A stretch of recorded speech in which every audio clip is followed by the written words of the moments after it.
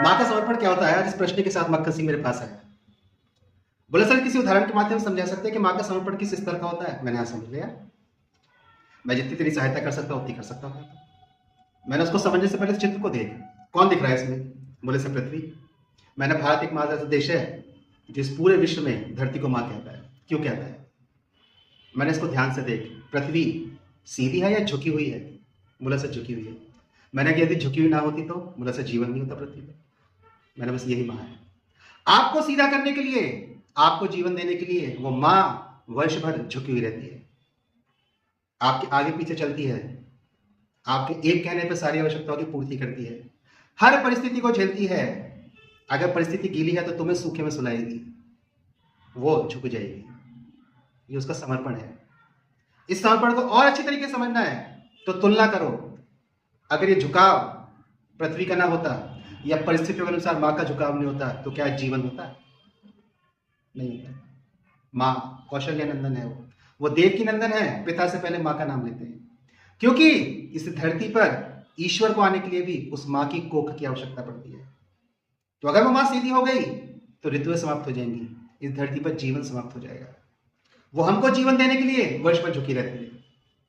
बोले सर कोई live example है? मैंने तुम्हारी जनरेशन को हमेशा लाइव एग्जाम्पल चाहिए। एक लाइव एग्जाम्पल है, मैंने एक गलत डिसीजन लिया, कोविड में सब कुछ उजड़ गया। मैं इस बात को स्वीकार करता हूँ।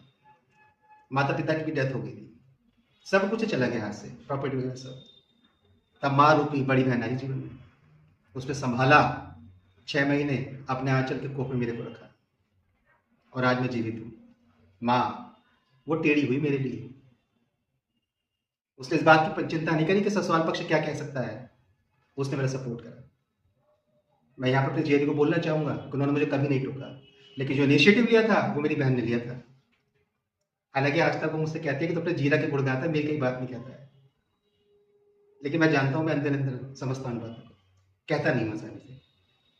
तो भले ही कभी खटपट भी हो जाए उसमें, थोड़ी 1-2 दिन के लिए बोलना भी छोड़ दूं, लेकिन मैं जानता हूँ ये अब जीवन जो है, जीवन के देखते चढ़ का ये उनकी देन है। माँ हमेशा आपको जीवनदायिनी देती है। और मक्खन सिंह इन 2 उदाहरणों के माध्यम से भी तू अब नहीं समझ पाता है तो तेरे को समझाना बेकार है। और आज की जनरेशन की समस्या यही है। आईफोन का कल्चर है ना, आई इंडिविजुअल, कैसे समझ पाएंगे दूसरे ने कहा आपके लिए सेक्रीफाइस कर दिया है? जाने अनजाने, प्रत्यक्ष अप्रत्यक्ष, डायरेक्ट इनडायरेक्ट बहुत लोग आपके लिए सेक्रीफाइस करते हैं। उस सेक्रीफाइस, माँ का सेक्रीफाइस सर्वोच्च है। So always respect your mother और हमेशा उसको पूजनीय स्थिति में रखें। समझिए मक्खन सिंह? बोला तो समझिए।